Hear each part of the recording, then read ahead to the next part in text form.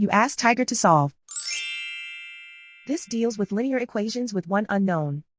The final result is x equals -32. Let's solve it step by step.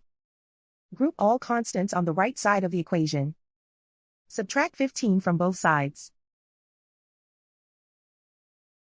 Simplify the arithmetic.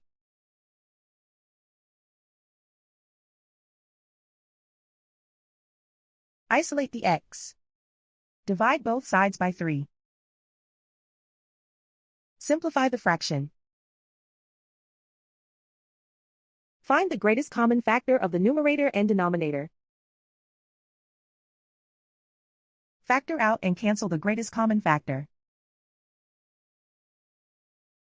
And so the final result is x equals -32.